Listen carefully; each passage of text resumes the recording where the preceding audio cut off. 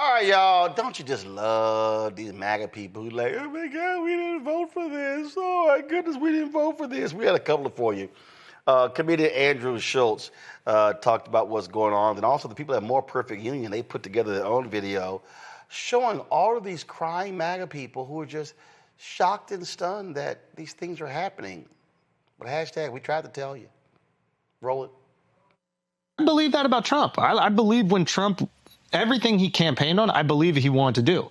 And now he's doing the exact opposite thing of every single fucking thing. I don't know what he's done. Yeah, exactly to your point. If you tell me, it's easier for me to believe you wanted to do all these things if any of them were happening in the way that you said they were. To that point, like there'll be people that like they'll DM me and be like, you see what your boy's doing? You voted for this. I'm like, I voted for none of this. He's doing the exact opposite of everything I voted for. Yeah. I want him to stop the wars. He's funding them. I want him to shrink spending, reduce the budget. He's increasing it. It's like everything that he said he's going to do, except sending immigrants back. And now he's even flip-flopped on that, which I kind of like. But he's like, oh, well, we kind of need the people working in restaurants, and we need our farmers. It's like everything that he said that he was going to do that he campaigned he said really to hard us, which was important, and I thought it was good. You pressed him on it. Well, you got to start with the criminals in terms of deporting. I don't even know if the criminals are getting sent back. I know there's a lot of people with green cards getting sent back. There's people who aren't criminals getting sent back. I don't know if you're sending back the criminals first. You're definitely not doing it first. I don't know if you're sending them back at all. So nothing has happened. My medication, it runs $20,000 a month without insurance. I make $800 a month. Oh, that will kill me. That would kill my friends. That would kill millions of people in this country if they lose their health care. We're in California's District 22, a rural community in the state's Central Valley. This district voted for Trump for the first time in 2024, but now his policies threaten one of the benefits people here rely on the most. It bothers me when people like Elon Musk say that people on those programs are the parasite class. It's just cruel. Do you know anyone personally who voted for President Trump but depends on benefits like Medicaid? Oh, yeah. I know a lot of people. Trump promised a lot of things. I thought it will be more family values and those programs that we really need here. One of those promises was to protect Medicaid, which 67% of people in this district rely on. It's the largest percentage of any district in the entire country. Can you guarantee that Medicare and Medicaid will not be touched? Yeah, I mean, I have said it so many times, we're not going to touch it. But his administration just proposed an $880 billion cut to Medicaid over the next 10 years. So we wanted to come here to find out how people are feeling about Trump and his administration's decision that could have a huge impact on one of the benefits they rely on the most. One resident who would be impacted by Medicaid cuts is 64-year-old Irma Arredondo, who voted for Trump in 2024. Irma has several chronic health issues, including type 1 diabetes. She's also a full-time caregiver for her daughter, who has cerebral palsy, and her sister, who has Turner syndrome. Valerie have her medication for her seizures. She needs care of everything. And I just give massage to her hands, to her legs. I stay with her until she falls asleep. It sounds like you take really good care of her. Oh, and my baby is my doll. So you, your sister Irene, and your daughter Valerie, you're all on Medicaid. Mm-hmm. And how important is Medicaid for your family? Can you imagine? We live on a daily basis with sicknesses. This is for the cholesterol too. This is also for my blood pressure. So Medicaid pays for all of it? Yes. If you didn't have Medicaid, how much would this cost you? How much money? Oh, thousands maybe. Thousands. And that's just for you? That's for me. Not for your daughter? Not for your sister? No. The medicine that my daughter takes for seizures, I won't be able to afford it. So we feel hopeless if those cuts come, What we want to do. Irma was a farm worker for more than a decade. She believes that some of her and her children's health issues can be linked to the pesticides she was exposed to while working in the fields. When I was pregnant with my child, I was working in the field. I remember it was this little airplane and sprayed us. But when my baby born, the doctor just said, "Uh-oh, something's missing." And when he gave me my baby doesn't have her arm. So with these risks that you and your community face in agriculture, and then to have the system threaten to take away your health insurance, to take away protection, how does it make you feel? Like I told you, I feel like this tapping nuts in the back, you know. But why? Why when we put food on their tables? You know that we risk our health. Look at me right now. Look at me, how many sicknesses that I have. The COPD, I didn't have COPD at that time. We got all in the fields. Where else? We're seeking permanent income tax cuts all across the board. The $880 billion in Medicaid cuts proposed in President Trump's budget will help pay to permanently extend his 2017 tax cuts. The largest tax breaks would go to the wealthiest individuals. Are those your values? No, that's not right. ¿Por qué van a hacer tanto recorte? Sí, tanto recorte. ¿En dónde lo van a poner ese dinero? ¿Dónde? In the last election, who did you vote for? I feel embarrassed to tell you, but before, all the years back, since I got my citizenship, I said I was a Democrat, but then, in these last elections, I voted as a Republican. Why? Because I'm against abortion. Para mí, la palabra conservador es tener valores. I grew up with values, you know, con las enseñanzas de mis padres. Family values. Family values. Irma isn't the only one in District 22 who feels betrayed by the administration's plan to gut Medicaid. The only people they're hurting are the poor people that really need the stuff. Elon Musk doesn't need it, Trump doesn't need it, and, you know, billionaires don't need it. They're making out big time with this, but they're hurting people in the process. District 22's representative is David Valadeo, a Republican who voted in favor of the budget resolution to cut Medicaid, after initially voicing concerns about how potential cuts to social programs could affect his constituents. If just 2 Republicans vote no on the final legislation, they could stop Medicaid from being cut. The folks in this district have voted for him because he, in the past, has been able to stand up against his party. But now he's really stuck between a rock and a hard place because it seems as if the Trump administration is going to really ask for loyalty from him and for him to play ball on every single issue, not just the issues that play well in this district. And so that might mean that they expect him to vote for things that are going to hurt his constituents directly. If we could go back to November, who would you vote for now, seeing what you see? For either one. You just wouldn't have voted? None either. It's very sad that there's no political leadership that you feel you can vote for. Maybe, you know, they can, like you said, Democrats or Republican. Maybe they have, I'm not going to say that everything is bad, but the most important things. But the only good things is for them. To us, always going to be the good things, you know. You feel that way? It's always going to be the bad things? Always. For you? Yeah.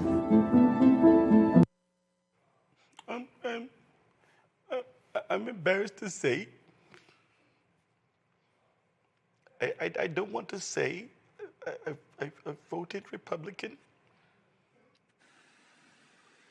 Then he asked if you could go back, I wouldn't vote. Okay, your ass just sat there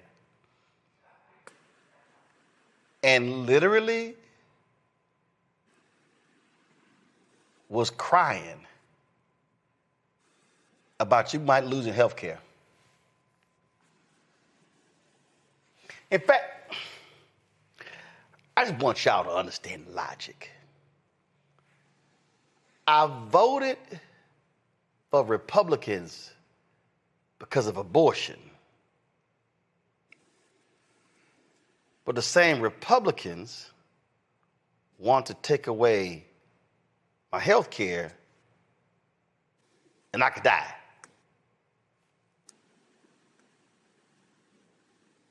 Oh. The same Republicans who claim they are pro-life gutted USAID. That's going to kill millions across the world. But you voted for them because of abortion. Now, let me be perfectly clear. I know some people who are ardent opponents of abortion. Okay, you're anti-abortion, but are you pro-life? Because see, you can't call yourself pro-life if you support people who cut Medicaid, because folks will die when rural hospitals shut down, when nursing homes shut down.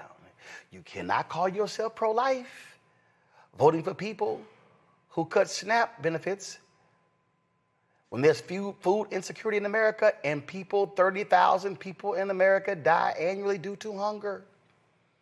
You cannot call yourself pro-life if they are slashing international aid that's keeping people alive, that's keeping people alive when it comes to HIV/AIDS, when it comes to starvation. We can go on and on. Do y'all know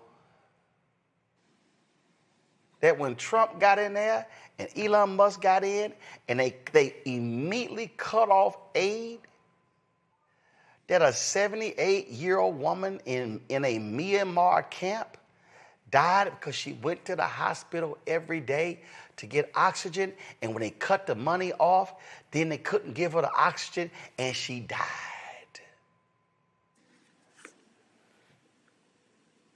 But now you mad?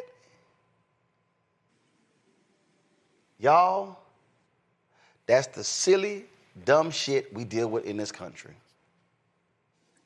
That ain't no different than all these fools going, I want Trump getting there. Damn it, that's right. He better sit here and get rid of that damn Obamacare. Don't you touch my Affordable Care Act. It's the same thing. I'm sorry, Matt, all I have for them are thoughts and prayers. I don't revel in people suffering, and I think it's tough for me to know that there are people suffering. But here's the thing. You have to suspend disbelief to vote for Trump when you know, even though he's, first off, promised he wasn't going to touch Medicaid. I mean, Medicaid covers 20% of the American population, 70 million people. Something like 40% of children are on Medicaid, and 60% of Medicaid benefits go to the elderly and people in nursing homes, right? So it's really like you had to know what you were voting for, and it's now that you're affected. I don't feel any sympathy for that. I don't want to know. I don't want to see that people are needlessly suffering. But the other thing is Trump is a known quantity. So it's not like this is a person who's not shown us who he was, how he moves, what his administration was going to do. I mean, Michael was talking about, and you were talking about Project 2025 on this show for a very long time before elections. People knew what they were voting for, and they didn't think they were going to be the ones affected. And now that they're affected, they're, calling a mea culpa. And you don't get to do that because in the meantime that you were casting that vote, you weren't thinking about your fellow citizens who were going to be affected by those policies. And now that you're casting that net, it's very hard to feel sympathy for you. But, I think we also have a much larger issue with our healthcare system in general. And the way it works. And I think we as a society need to make healthcare a primary human right so that, we don't have this patchwork of beneficiaries and patchwork of benefit systems. But I guess that's a conversation for a different time. These folk, they are getting everything. Yes, I'm sorry. Yes, Ben, they're getting everything they voted for. Yeah, I definitely identify with Matt, and not, this is hard for me. And the reason it's hard for me is because the complexity of the issues, but the simplicity of the talking points that Republicans have mastered, for which we don't have a reply to.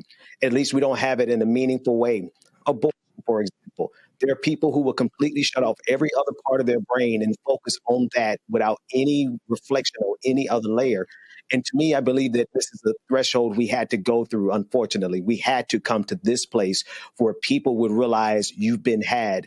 But we have to make sure they have to understand why they've been had, because they did not look at the issues significantly enough, with enough clarity. They were one issue voter, and even on that issue that they voted for, they got played. And if we don't usher in a generation of a body politic that actually thinks and realize that any party that is trying to sell you something simple as a single talking point like abortion, they're taking advantage of you. But I don't believe that we could have gotten to this place as a nation without going through this dark spot where now people are coming to their senses because it's hurting them. But if we don't seize on this moment and reveal to them, here's why you got played. Here's how you got played, because you leaned on one topic that they're not even true to, which is abortion. If we don't capitalize on this moment, then Republicans are going to run the same exact play in 2026 and 2028 and going forward.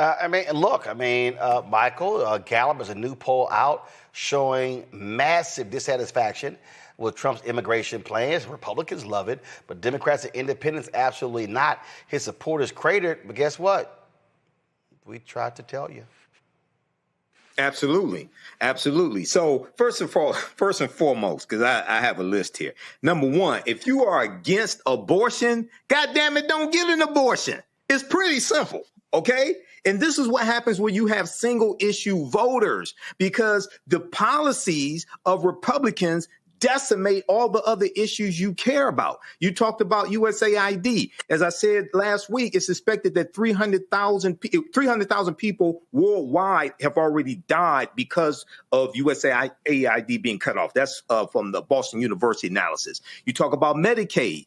It's suspected that 51,000 Americans are going to die each year because of loss of Medicaid coverage. That's Yale University. When we look at MAGA is a death cult. Okay. Now, what I found interesting here, she said if she didn't vote for Republican, she wasn't going to vote. I don't think she mentioned Kamala Harris at all. Like there wasn't a viable alternative. And this gets to something deeper. I don't know this woman. My heart goes out to her. But also we have to realize we're dealing with sexism in this country. And we're dealing with racism in this country. You nice. My heart doesn't go out to her, but go ahead. I'm sorry. Okay. We're dealing with sexism in this country. We're dealing with racism in this country. And within the Latino community, which is broad, you're talking about people coming from different countries. Okay. There is also a bias towards African Americans, because some Latinos identify more with their white ancestry than their Afro-Latino ancestry or Native American ancestry, what have you. Okay, so we're dealing with these multiple issues. But yeah, hashtag we tried to tell you. Yep. But this is what happens when you're stuck on stupid. What did my homeboy say in that when the white woman called him the N-word? I'm sorry, it's above me now. It's above me now. Hello, I'm Isaac Hayes III, founder and CEO of Fanbase. Listen to what I'm about to tell you. The window to invest in Fanbase is closing. We've raised over $10.6 million of our $17 million goal. That means there's room for less than 6,370 people to invest in Fanbase for the average amount. The minimum to invest in Fanbase right now is $399. That makes you an owner in Fanbase today. Go to startengine.com/fanbase to invest. Why? Because current social apps have taken advantage of users for far too long, with content suppression, shadow banning, harmful racist content, and no real tools for monetization and equity. Fanbase has over 1.4 million users and counting, allowing anyone to reach all their following and monetize their content from day one. Social media is the new TV, and whoever owns the apps that distribute that content have the opportunity to own potential billion-dollar companies. While big platforms with uncertain futures are failing to serve their users, Fanbase is stepping up to fill the gap. Don't wait until it's too late. Invest now, invest for yourself and your future. Go to startengine.com/fanbase and own the next generation of social media.